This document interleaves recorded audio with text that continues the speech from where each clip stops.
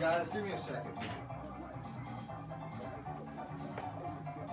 What's going on, everybody? This is Aaron with Toy Box Talk, and today we're going to discuss slot cars.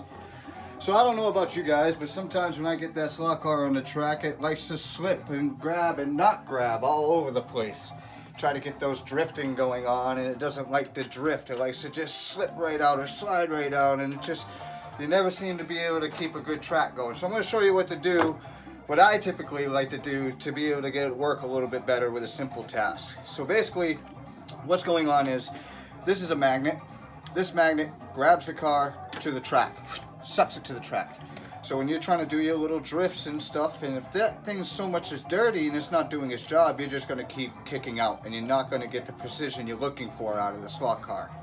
So with that being said, this one is dirty, as you can see.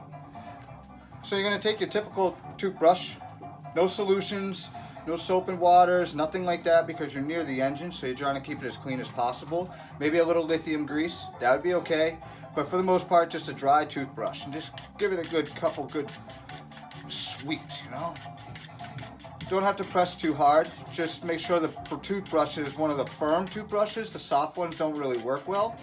So as long as you got a firm toothbrush, and go back and forth just like so.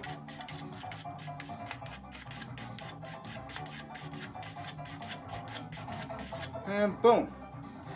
That looks a lot cleaner. Now that's just the start. That's one of your issues that may be happening. Second issue, when you use a slot car a lot of the rubber likes to peel up off to the track, get hard, and acts like a hard plastic after onto the tires.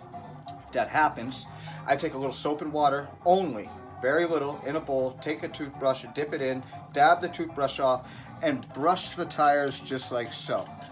But be sure to stay away from the engine, again, as much as possible, because you don't want no water near that motor, because it will seize it up. Half turn the wheel, continue the process of brushing. Switch to the other tire. Half turn the wheel, continue the brushing. Now this should clear off all, if not, or most, if not all, the debris. Now those are two issues that you should have been able to clear up, and it should be able to grab onto the track again so you can get back to your precision drifting. Now while we're here, I might as well pop this open and show you how it actually works. So basically you're going to get a screwdriver and you're going to put a little pressure on the front of that. Then you're going to pop this off. This is your brush composites. Your brush composites are what connects the electricity and continues into these metal connectors that are in your car. Now those metal connectors, they run on a rail system that run down the center of the chassis of the slot car. Then they meet up to the motor. Get this off and I'll show you.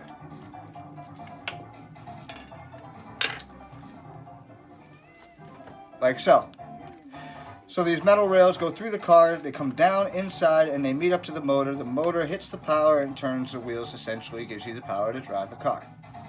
Now, some of them may have a little light, as you can see, like this LED light connected with the wires, got little plastic bars, come down on the side to see through, gives it a nice little afterglow effect, you know, like Fast and Furious type deal. So it's cool at nighttime when you turn the lights off, it makes the car glow. Not a bad little effect, and this one was very well done. Now keep in mind, a lot of different cars are modeled differently when it comes to setups with the wiring and the lights, and however, the motor and the rail system are typically all the same. You usually won't have an issue with that. The connectivity for wiring your own slot car, it can get a little tricky, but if you're good with your soldering and you're good with your wiring, then it's not that big of an issue. I've never personally done it. I will have other tutorials on how to take these apart, where they come from, the difference in an SEX and a Carrera and things like that, so be on the lookout for future videos. So with that being said, we're going to put this little sucker back together like so, and I'm going to get back with my friends over here and start racing. I appreciate your time. Thanks guys, and have a good one.